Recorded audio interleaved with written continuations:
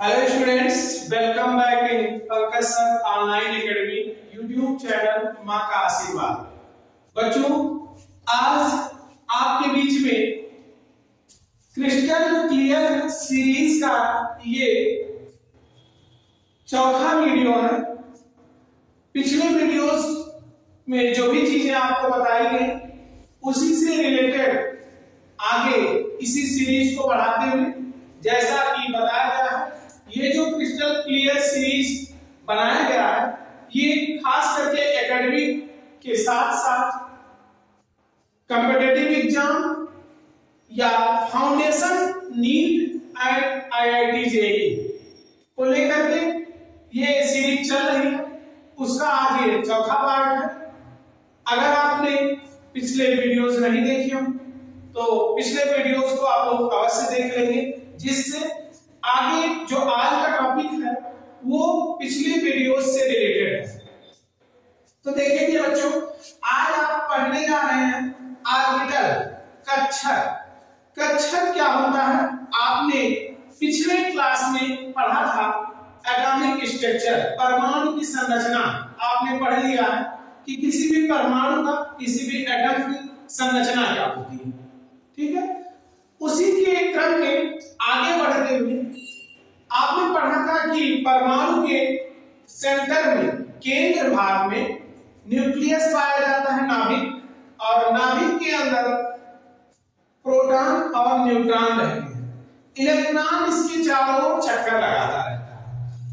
लेकिन आपने देखा था परमाणु संरचना का क्रम हो या आगे कुछ भी चीजें आप पढ़ते हैं उसमें जैसे जैसे कुछ लिमिटेशन आती है, कुछ अपडेट होता है वर्जन, मींस उसमें कुछ लिमिटेशन आएगी तो उसमें नया इंप्रूवमेंट होता है। उसी में जो आपका कोष था सेल, उस सेल में अब बनेगा सब सेल, कक्षक जिसे बोलते हैं कक्षक, जिसकी इंग्लिश होती है ऑर्बिटल। नाभिक के चारों ओर का वह त्रिविम क्षेत्र, त्रिविम क्षेत्र का मतलब ये होता है कि जैसे आपने पिछले क्लास में ये देखा था कि बीच में न्यूक्लियस था और न्यूक्लियस के चारों ओर इलेक्ट्रॉन मूव कर रहे थे। तो ऐसा नहीं है कि ये एक प्लेन सरफेस पे बनाया गया, ऐसे चपटा नहीं होता है। ये 3D शेप में है, स्फेरिकल शेप में होता है, जिसको प्लेन में ड्रा नहीं किया जा सकता।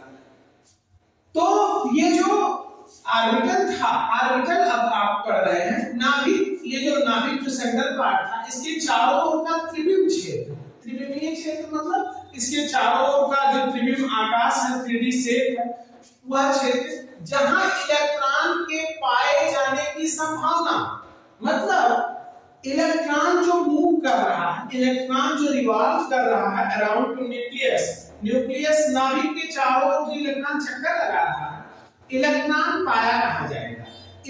वह क्षेत्र जहां इलेक्ट्रॉन के पाए जाने की संभावना अधिकतम होती है, मतलब इलेक्ट्रॉन ज्यादातर ये पॉसिबिलिटी होगी कि कहां पे इलेक्ट्रॉन पाए जाएंगे, वो कहलाता है ऑर्बिटल, कक्षक कहलाते हैं। ठीक है, तो ये हो गई बात इलेक्ट्रॉन के पोजीशन की। अब टाइप्स ऑफ ऑर्बिटल, ऑर्बिटल के प्रकार, ऑर्बिटल या कक्षक कितने प्रकार के होते हैं?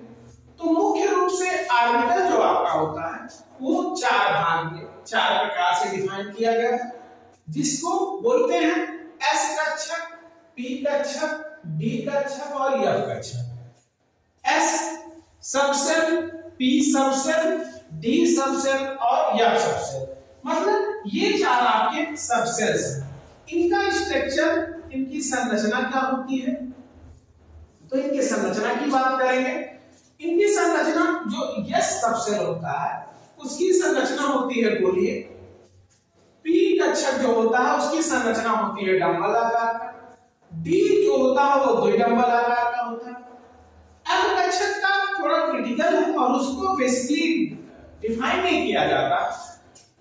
एस कक्षक में एक कक्षक होता है, पी में आपके 3 कक्षक होते हैं, डी में आपके 5 कक्षक होते हैं, एफ में आपके 7 कक्षक होते हैं। ठीक है, अब इसके अगर संरचना की बात करें कि जैसे आपके दिमाग में आ रहा होगा एस कक्षक की संरचना कैसे, तो ये गोलीय आकार, एस एस सबसेल का आकार जो होता है वो गोलीय होता है, पी सबसेल का आकार होता है डबल शेप का, डी का होता है डबल डबल। डबल डबल का मीनिंग ये होता है इस तरीके से डबल डबल बनता है। और अगर मैं 3D शेप में इन सबसेल को दिखाना चाहूं तो इस समय आपको स्क्रीन पे दिखाई दे रहा होगा कि कैसे सबसेल की संरचना होती है, उसे आप देखेंगे ध्यान से देखेंगे। तो नंबर ऑफ इलेक्ट्रॉन्स, तो जितने कक्षक होते हैं उसका 2 टाइम्स नंबर ऑफ इलेक्ट्रॉन्स, उस सबसेल में उतने इलेक्ट्रॉन हम फिल कर सकते हैं। इलेक्ट्रॉन के फिल करने का पिछले वीडियोस में तीसरे पार्ट में हमने बताया था आपको बोर-बरी का इलेक्ट्रॉनिक विन्यास, बोर और बरी के नियमानुसार इलेक्ट्रॉनों को वितरण का नियम बताया गया था। जो बच्चे नहीं देखे होंगे पिछला वीडियो देख लेंगे। अब लेकिन उनको कोष में नहीं भरना है, सबसेल में भरना है, कोष में भरना है।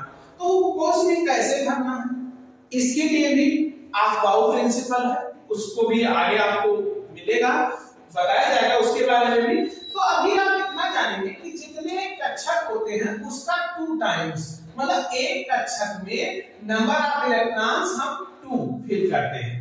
तो इसके अकॉर्डिंग अगर मैं बात करूं तो एस सबसेल में कितने इलेक्ट्रॉन होंगे 2, पी में कितने इलेक्ट्रॉन होंगे, पी में नंबर ऑफ इलेक्ट्रॉन्स होंगे 6, और डी की अगर मैं बात करूंगा तो डी में 5 गुना 10 इलेक्ट्रॉन होंगे। और अगर मैं एम की बात करूंगा तो एम के नंबर ऑफ इलेक्ट्रॉन होंगे 14, 7 गुना 14। ठीक है, तो ये हो जाएगी इलेक्ट्रॉन के वितरण का नियम, इलेक्ट्रॉन कितने इलेक्ट्रॉन के सबसेल में आएंगे। ठीक है, अब बात आती है क्वांटम नंबर। ये दोनों बहुत ज्यादा इंपॉर्टेंट है, जैसा कि मैं पहले से आपको बताते आ रहा हूं कि जो ये सीक्वेंस चलाया गया है, अगर आप इसके नोट्स अच्छे तरीके से प्रिपेयर कर लेंगे तो ये कहने वाली बात होगी कि जैसे होता है कि हम यहाँ जाके पढ़ाई कर लिए, हम वहां जाके पढ़ाई कर लिए, हमको यहाँ जाना है तब हम जाके कंपटीशन प्रिपेयर कर पाएंगे, तब हम जाके किसी चीज की अच्छे से, ऐसा कुछ नहीं। जो आप पढ़ रहे हो उसको बेहतर ढंग से पढ़िए। नोट्स अगर आप बनाएंगे तो जो भी कंटेंट हम यहाँ पे आपको प्रोवाइड करवा रहे हैं वो इस तरीके से आपको दिया जा रहा है जो एक दूसरे से जुड़ा हुआ टॉपिक हो और आपका पूरा कॉन्सेप्ट वो साथ में क्लियर करके चले। ठीक है, तो ऑर्बिटल की बात हो गई। अब बात होगी क्वांटम संख्या, क्वांटम नंबर। वह संख्या मतलब क्वांटम नंबर जो होती है एक संख्या होती है जिनके द्वारा किसी परमाणु में इलेक्ट्रॉनों की सही स्थिति तथा ऊर्जा का पूर्ण वर्णन, मतलब यहाँ पे स्थिति आपको पता चला। अब क्वांटम नंबर हमको ये बताएगा कि इलेक्ट्रॉनों की पोजीशन क्या है, इलेक्ट्रॉनों की एनर्जी क्या है, इसके बारे में बताएगा हमको क्या, क्वांटम नंबर, क्वांटम संख्या बताएगा। ठीक है, अब क्वांटम संख्या जो है ये कितने प्रकार का होगा। क्वांटम संख्या को मुख्य रूप से 4 भागों में डिवाइड किया गया है। एक का आपका पहला मुख्य क्वांटम संख्या जिसे बोलते हैं क्वांटम नंबर, दूसरा है फ्रीक्वेंसी क्वांटम संख्या जिसको इंग्लिश में कहते हैं एजिमुथल क्वांटम नंबर, चुंबकीय क्वांटम संख्या जिसे कहते हैं मैग्नेटिक क्वांटम नंबर, चौथा आपका चक्रण क्वांटम संख्या जिसको बोला जाता है स्पिन क्वांटम नंबर। ठीक है, तो देखेंगे इसको रिप्रेजेंटेशन इसकी अगर मैं बात करूं तो मुख्य क्वांटम संख्या को m से व्यक्त किया जाता है, इसका जो सिंबल होता है वो m, मतलब मुख्य क्वांटम संख्या को हम स्मॉल n से लिखते हैं, और जो फ्रीक्वेंसी क्वांटम संख्या है उसको l से लिखा जाता है, स्मॉल l से, और जो चुंबकीय क्वांटम संख्या है उसको m से लिखते हैं, और जो चक्रण क्वांटम संख्या है उसको s से लिखा जाता है। ठीक है, अब क्वांटम संख्या जो होता है वो क्वांटम संख्या इस तरीके से किसी भी परमाणु में इलेक्ट्रॉन की स्थिति क्या है, इलेक्ट्रॉन की ऊर्जा क्या है, इसके बारे में आपको बताएगा। ठीक है, तो जैसे कि देखिए आप, मैं बोर्डिंग इसलिए कर देता हूं क्योंकि बोर्डिंग करने में वो टाइम वीडियो थोड़ा लॉन्ग हो जाता है, तो इसलिए बोर्डिंग पहले से आपको प्रोवाइड करवाया जाता है जिससे आपका समय नुकसान ना हो और जो कंटेंट आपको लेना है कंटेंट आपको टाइम से मिल जाए, आपका समय वेस्ट ना हो। ठीक, तो अब चक्रण ये क्वांटम संख्या होगा। अब इससे आगे की चीजों को देखेंगे आप ध्यान से और अगर इसका स्क्रीनशॉट लेना हो तो आप स्क्रीनशॉट इसका कर सकते हैं। तो अब आप क्वांटम नंबर जो आपको बताया गया उस पे कुछ क्वेश्चंस करते हैं। क्वांटम नंबर निकाला कैसे जाएगा? तो मुख्य क्वांटम संख्या जो होती है वो कोश की संख्या को बताती है। इलेक्ट्रॉनिक विन्यास आप पढ़े हैं, और जो अनबाउंड प्रिंसिपल से है क्वांटम वो इलेक्ट्रॉनिक विन्यास निकालना, उसके लिए आपको अगले वीडियो में बताया जाएगा कि अनबाउंड प्रिंसिपल से हम इलेक्ट्रॉनिक विन्यास कैसे बनाते हैं। ठीक है, तो कोश की संख्या बताती है मुख्य क्वांटम संख्या। n जो होता है वो 0 से लेके n-1 तक होता है। l मतलब द्विघाती क्वांटम संख्या का मान, और उसका जो वैल्यू है वो उपकोश पे आधारित होता है। उपकोशों के आधार पे द्विघाती क्वांटम संख्या का मान बताया जाता है। अगर s उपकोश है तो द्विघाती क्वांटम संख्या का मान 0 होता है। अगर p उपकोश है तो द्विघाती क्वांटम संख्या का मान 1 होता है। अगर d उपकोश है तो द्विघाती क्वांटम संख्या का मान 2 होता है। अगर f है तो द्विघाती क्वांटम संख्या का मान 3 होता है। ठीक है, तो ये इलेक्ट्रॉनिक विन्यास आपको नेक्स्ट वीडियो में बताया जाएगा। तब तक बोर बरी के नियम के अकॉर्डिंग जो इलेक्ट्रॉनिक विन्यास आप निकाले थे उसके आधार पे हम बताएंगे। जैसे मान लीजिए किसी भी तत्व का जो कोश की संख्या उसमें n बराबर 3 है, उसके चारों क्वांटम संख्याओं का मान बताते हैं। तो देखिए, तो अगर यहाँ पे n की वैल्यू 3 है तो मुख्य क्वांटम संख्या तो ऑलरेडी पहले से पता है। n की वैल्यू क्या होती है? n की वैल्यू 0 से n-1 मतलब 0 1 2 2 क्यों? क्योंकि n-1 तो 3 में से 1 जाएगा, कितना बचेगा? 2। तो l की वैल्यू हो गई द्विघाती क्वांटम संख्या का मान। m का मान क्या होता है?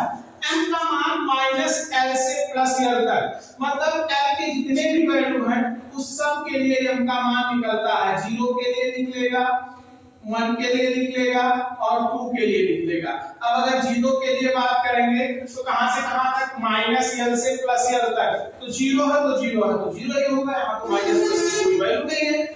1 है तो -l से +l तक, तो मतलब यहाँ -1 0 और 1, तो -l से +l, मतलब यहाँ पे माइनस लिया गया फिर 0 लिया गया फिर 1 लिया गया। 2 के लिए तो -2 -1 0 1 और 2, तो -l से +l तक। s की वैल्यू जो है चक्रण क्वांटम संख्या ±½ क्योंकि यहाँ पे उपकोश डिफाइंड नहीं है इसलिए हम ±½ लिख देंगे। ठीक है, अब देखिए अगर मैं बात करूं जो अनबाउंड प्रिंसिपल जो आप नेक्स्ट वीडियो में देखेंगे कि अनबाउंड प्रिंसिपल से हम कैसे इलेक्ट्रॉनिक विन्यास बनाएंगे, वहां पे सपोज करिए इस तरीके से लिखा कुछ मिलता है कि 3D5 आपने पढ़ा भी होगा, तो ज्यादातर बच्चे पढ़े होंगे, ऐसी बात नहीं है कि आप पहली बार कोई चीज पढ़ रहे हो, लेकिन फिर भी मैं ये मान के चल रहा हूँ कि जब मैं किसी चीज को पढ़ा रहा हूँ तो सबसे पहले तो मेरी प्राथमिकता यही है कि आपको ऐसी फीलिंग आए कि मैं पहली बार पढ़ रहा हूँ, और मुझे भी ऐसी फीलिंग आनी चाहिए कि आप किसी चीज को पहली बार पढ़ रहे हैं। ठीक है, तो सपोज करिए कि 3D5 इलेक्ट्रॉन जो है 3D5 कोश में उपकोश में इलेक्ट्रॉन भरे गए हैं। अब इसमें हमको चारों क्वांटम संख्या का मान निकालना है। ठीक है, तो देखेंगे लिखा हुआ है 3D5, तो यहाँ पे n की वैल्यू क्या होगी? तो उपकोश आगे लिखा रहता है, वही हो जाएगा आपका मुख्य क्वांटम संख्या का मान। n की वैल्यू 3 हो गई। l का मान क्या होगा? तो l का मान होता है -l से +l तक, तो उसको फिर कर देते हैं, मींस -3 -2 नहीं सॉरी गलत होगा, 0 से n-1 क्या होता है? 0 से n-1, तो यहाँ पे क्या लिखेंगे? 0 1 2, क्योंकि 3 में से 1 माइनस करेंगे तो 2 आ जाएगा। ठीक है, तो अब m की वैल्यू जो है, अब l जो होता है यहाँ पे आप अंतिम कोश के अंतिम इलेक्ट्रॉन का पूछ रहा है, तो पहले इसकी स्थिति बनाएंगे। अब आपने अभी जस्ट आगे पढ़ा है कि d कक्षक जो होता है उसमें कितने कक्षक पाए जाते हैं? 5, तो 5 कक्षक पहले बना लीजिए, 1 2 3 4 और 5। इलेक्ट्रॉन भरेंगे कैसे?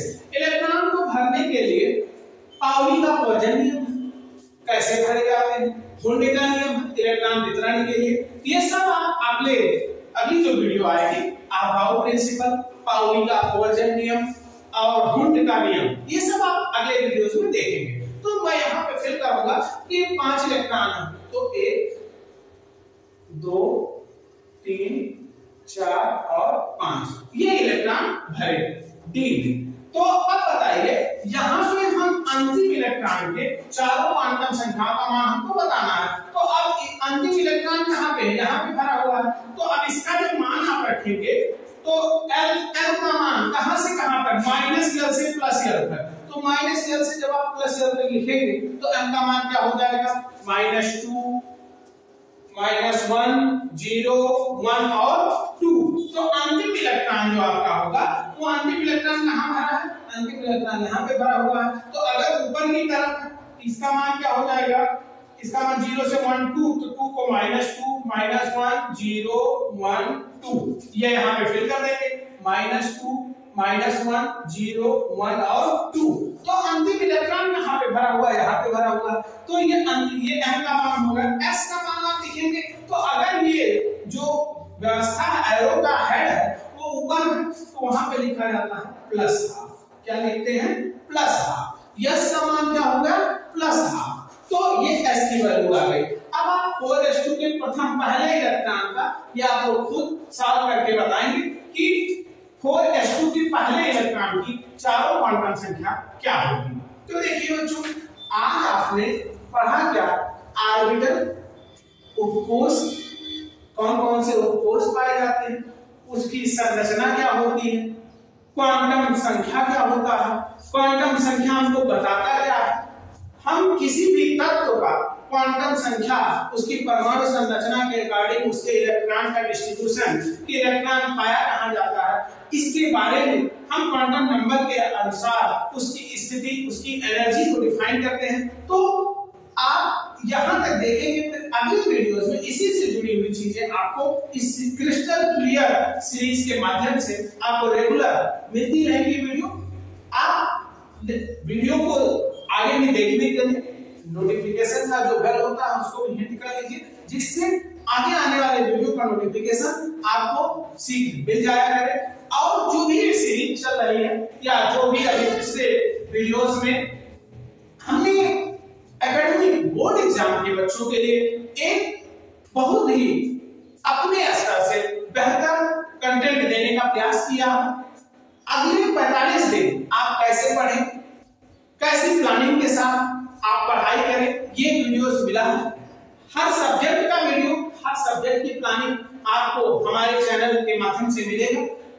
आप इसके लिए अपने जो भी सगे संबंधी हो, बोर्ड एग्जाम देने वाले उन तक वीडियोस को पहुंचाएं, वीडियोस को ज्यादा से ज्यादा शेयर करें। आप वीडियोस देखने के बाद लाइक जरूर करें, क्योंकि लाइक देखने से थोड़ा सा मोटिवेशन मिलता है। और अपने अनुभव कमेंट के माध्यम से प्रेषित करें। नाइस सर या नाइस ऐसा कुछ कमेंट आप मत करें, ज्यादा बेहतर होगा। आप कंटेंट को देख करके आपने क्या सीखा उसके बारे में अपने सजेशन कमेंट के माध्यम से दें, जिससे पता चल सके कि धीरे धीरे अपने आप में इंप्रूव कर सके और आपको बेहतर से बेहतर कंटेंट प्रोवाइड करवाया जा सके।